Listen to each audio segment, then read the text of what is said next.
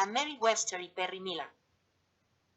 Y viendo Raquel que no daba hijos a Jacob, tuvo envidia de su hermana y dijo a Jacob: dame hijos o me moriré. Y Jacob se enojó con Raquel y le dijo: ¿soy yo, en lugar de Dios, quien te niega el fruto de tu vientre? Y ella dijo: he aquí mi sierva Bilha, únete a ella y parirá sobre mis rodillas, y yo también tendré hijos de ella. Génesis 30:1-3.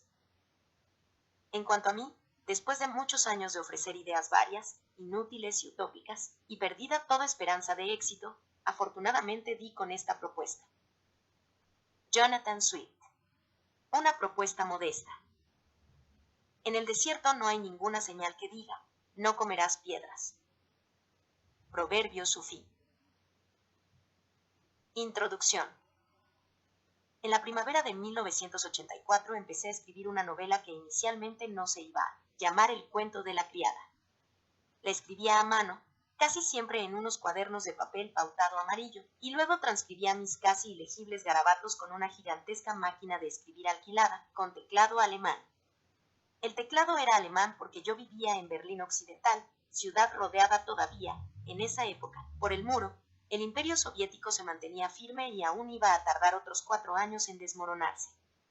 Todos los domingos, las fuerzas aéreas de Alemania Oriental provocaban una serie de estallidos que rompían la barrera del sonido y nos recordaban su cercanía. Durante mis visitas a diversos países del otro lado del telón de acero, Checoslovaquia, Alemania Oriental, experimenté la cautela, la sensación de ser objeto de espionaje, los silencios, los cambios de tema, las formas que encontraba la gente para transmitir información. De manera indirecta, y todo eso influyó en lo que estaba escribiendo. Otro tanto. Ocurrió con los edificios reutilizados. Antes, esto era de los, pero luego desaparecieron. Escuché historias como esa en múltiples ocasiones. Como nací en 1939 y mi conciencia se formó durante la Segunda Guerra Mundial, sabía que el orden establecido puede desvanecerse de la noche a la mañana. Los cambios pueden ser rápidos como el rayo. No se podía confiar en la frase: esto aquí no puede pasar. En determinadas circunstancias, puede pasar cualquier cosa en cualquier lugar. En 1984 ya llevaba 1 o 2 años evitando enfrentarme a esa novela. Me parecía un empeño arriesgado. Había leído a fondo mucha ciencia ficción, ficción especulativa, utopías y distopías, desde la época del instituto, allá por los años 50, pero nunca había escrito un libro de esa clase. ¿Sería capaz? Era una forma sembrada de obstáculos, entre los que destaca la tendencia a sermonear, las digresiones alegóricas y la falta de verosimilitud. Si iba a crear un jardín imaginario, quería que los sapos que vivieran en él fuesen reales. Una de mis normas consistía en no incluir en el libro ningún suceso que no hubiera ocurrido ya en lo que James Joyce llamaba la pesadilla de la historia, así como ningún aparato tecnológico que no estuviera disponible. Nada de cachivaches imaginarios, ni leyes imaginarias, ni atrocidades imaginarias. Dios está en los detalles, dicen. El diablo también. En 1984, la premisa principal parecía, incluso a mí, más bien excesiva. Iba a ser capaz de convencer a los lectores de que en Estados Unidos se había producido un golpe de Estado que había transformado la democracia liberal existente hasta entonces en una dictadura teocrática que se lo tomaba todo al pie de la letra. En el libro, la Constitución y el Congreso ya no existen. La República de Gilead se alza sobre los fundamentos de las raíces del puritanismo del siglo XVII, que siempre han permanecido bajo la América moderna que creíamos conocer. La acción concreta del libro transcurre en Cambridge, Massachusetts, donde tiene su sede la Universidad de Harvard, que en nuestros tiempos es una institución educativa y liberal de la mayor importancia, pero en otros fue un seminario teológico para los puritanos. El servicio secreto de Gilead está en la biblioteca Widener, entre cuyas pilas de libros yo había pasado muchas horas. Para investigar sobre mis antepasados de Nueva Inglaterra y sobre los juicios de las brujas de Salem. ¿Se ofendería a alguien si usaba el muro de Harvard como lugar de exhibición de los cuerpos de los ejecutados? Sí, se ofendieron.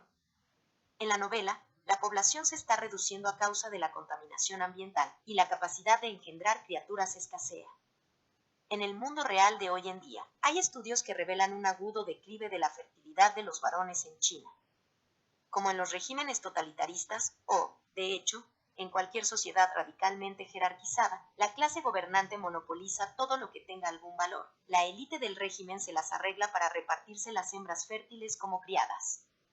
Eso tiene un precedente bíblico en la historia de Jacob y sus dos esposas, Raquel y Lía, y las dos criadas de estas. Un hombre, 4 mujeres, 12 descendientes, pero las criadas no podían reclamar a sus hijos. Pertenecían a las respectivas esposas. Y así sigue la historia. Cuando empecé, el cuento de la criada se llamaba Offred, el nombre de su personaje principal. Está compuesto por el nombre de pila de un hombre, Fred, y el prefijo que denota posesión es como el de en francés y español, el pon del alemán o el sufijo son de los apellidos ingleses, como Williamson. El nombre insinuaba también otra posible interpretación, offer, ofrecida, que aludía a una ofrenda religiosa o a una víctima ofrecida en sacrificio. ¿Por qué no llegamos a conocer en ningún momento el verdadero nombre del personaje principal? Me lo preguntan a menudo. Porque, respondo, a lo largo de la historia mucha gente ha visto su nombre cambiado o simplemente ha desaparecido de la vista. Hay quien deduce que el nombre verdadero de Defred es June porque, de todos los nombres susurrados entre las criadas en el gimnasio /diagonal dormitorio, June es el único que no vuelve a aparecer nunca más.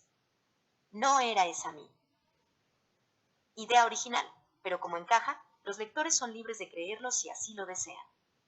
En algún momento, durante la escritura, el título pasó a ser El cuento de la criada, en parte como homenaje a los cuentos de Canterbury de Chaucer, pero también en referencia a los cuentos de hadas y a los relatos folclóricos. La historia que narra el personaje central forma parte, para sus lectores u oyentes, lejanos, de lo increíble, lo fantástico, igual que las historias relatadas por quienes han sobrevivido a algún suceso trascendental.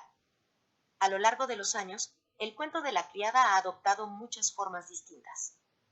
Se ha traducido a 40 idiomas o tal vez más. En 1989 se convirtió en una película. Ha sido una ópera y también un ballet.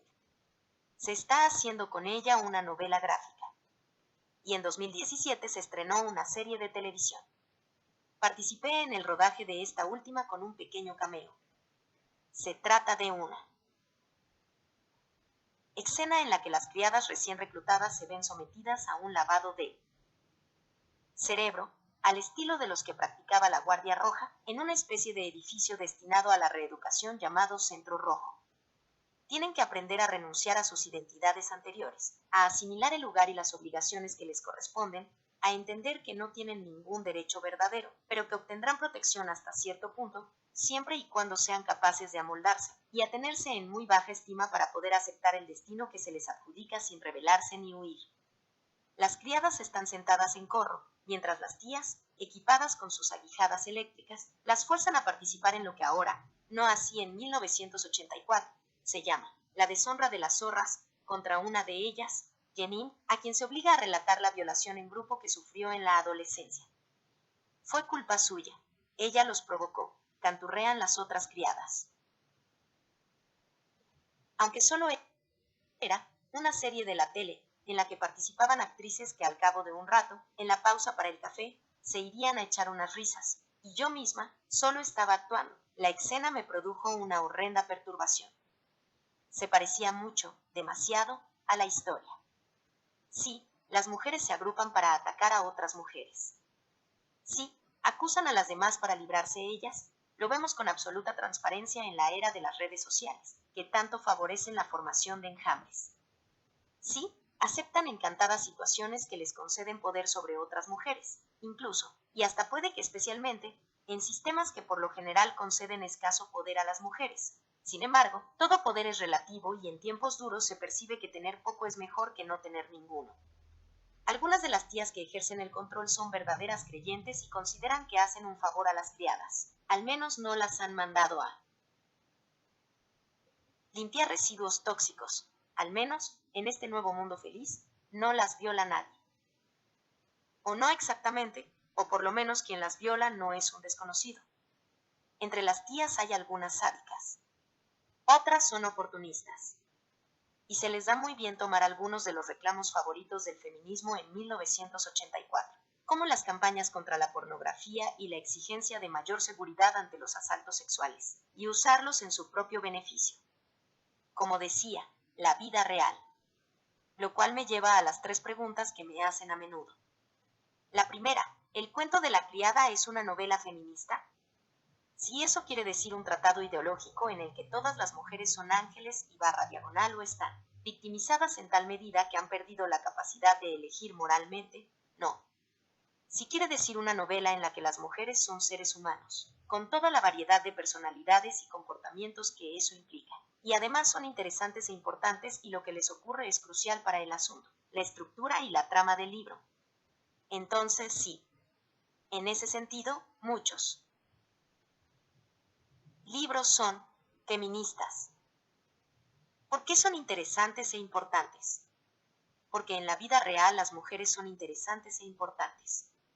No son un subproducto de la naturaleza, no representan un papel secundario en el destino de la humanidad, y eso lo han sabido todas las sociedades. Sin mujeres capaces de dar a luz, la población humana se extinguiría.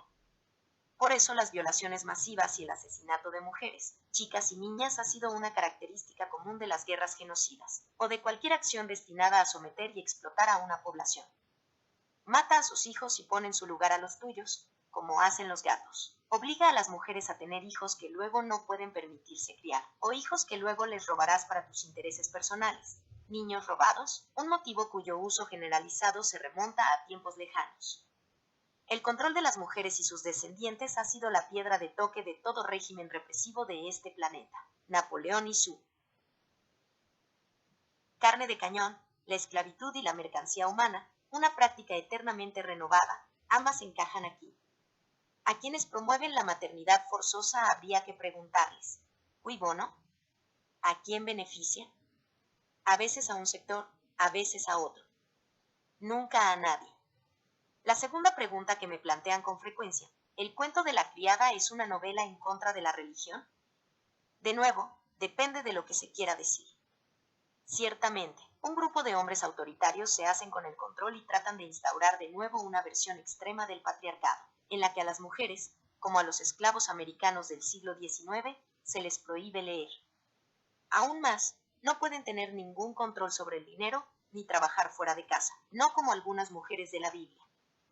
El régimen usa símbolos bíblicos, como haría sin la menor duda cualquier régimen autoritario que se instaurase en Estados Unidos. No serían comunistas ni musulmanes. Las vestiduras recatadas que llevan las mujeres en Gilead proceden de la iconografía religiosa occidental. Las esposas llevan el azul de la pureza, de la Virgen María. Las criadas van de rojo por la sangre del alumbramiento, pero también por María Magdalena. Además, el rojo es más fácil de ver si te da por huir. Las esposas de los hombres que ocupan lugares inferiores en la escala social se llaman iconoesposas y llevan trajes de rayas. He de confesar que las tocas que esconden los rostros de las criadas proceden no solo de los trajes de la época media victoriana y de los hábitos de las monjas, sino también del diseño de los detergentes de la marca Old Dutch Cleanser de los 40, en los que aparecía una mujer con el rostro oculto y que de niña me aterrorizaba.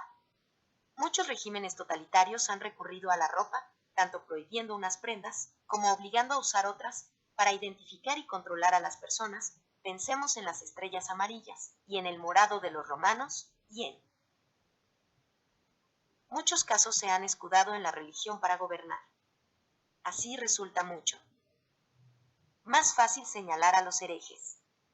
En el libro, la religión dominante se ocupa de alcanzar el control doctrinal y consigue aniquilar las denominaciones religiosas que nos resultan familiares. Igual que los bolcheviques destruyeron a los mencheviques para eliminar la competencia política, y las distintas facciones de la Guardia Roja luchaban a muerte entre ellas, los católicos y los baptistas se convierten en objeto de identificación y aniquilación. Los cuáqueros han pasado a la clandestinidad y han montado una ruta de huida a Canadá, como, según sospecho, les correspondería hacer en la realidad. La propia de Fred tiene una versión personal del Padre Nuestro y se resiste a creer que este régimen responda al mandato de un Dios justo y misericordioso. En el mundo real de nuestros días, algunos grupos religiosos lideran movimientos que procuran la protección de grupos vulnerables, entre los que se encuentran las mujeres. De modo que el libro no está en contra de la religión. Está en contra del uso de la religión como fachada para la tiranía. Son cosas bien distintas. El cuento de la criada es una predicción. Es la tercera pregunta que suelen hacerme, cada vez más a menudo, a medida que ciertas fuerzas de la sociedad norteamericana se hacen con el poder y aprueban decretos que incorporan lo que siempre habían dicho que querían hacer, incluso en 1984, cuando yo empezaba a escribir la novela. No es una predicción porque predecir el futuro, en realidad, no es posible. Hay demasiadas variables y posibilidades imprevisibles. Digamos que es una antipredicción. Si este futuro se puede describir de manera detallada, tal vez no llegue a ocurrir. Pero tampoco podemos confiar demasiado en esa idea bien intencionada.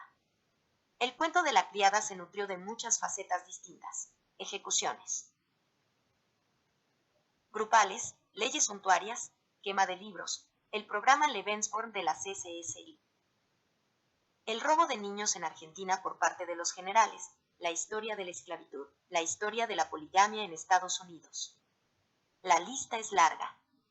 Pero queda una forma literaria de la que no he hecho mención todavía, la literatura testimonial. Defred registra su historia como buenamente puede, luego la esconde, con la confianza de que, con el paso de los años, la descubra algún ser libre, capaz de entenderla y compartirla. Es un acto de esperanza. Toda historia registrada presupone un futuro lector. Robinson Crusoe llevaba un diario.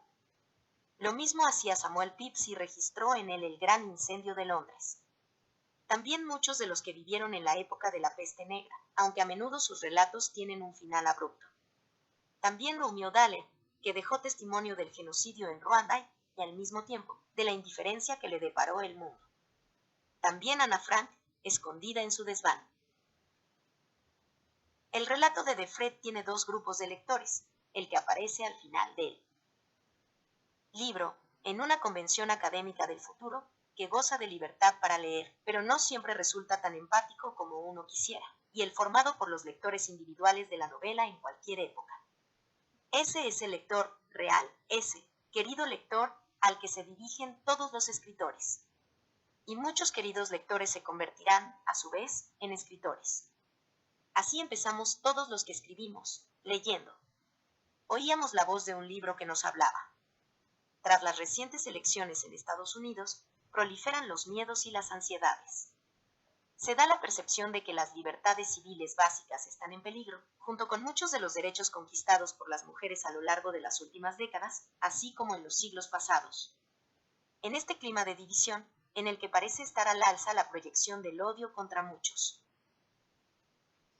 grupos, al tiempo que los extremistas de toda denominación manifiestan su desprecio a las instituciones democráticas, contamos con la certeza de que en algún lugar, alguien, mucha gente, me atrevería a decir, está tomando nota de todo lo que ocurre a partir de su propia experiencia. O quizá lo recuerden y lo anoten más adelante, si pueden. ¿Quedarán ocultos y reprimidos sus mensajes? ¿Aparecerán, siglos después, en una casa vieja, al otro lado de un muro? Mantengamos la esperanza de que no lleguemos a eso. Yo confío en que no ocurra.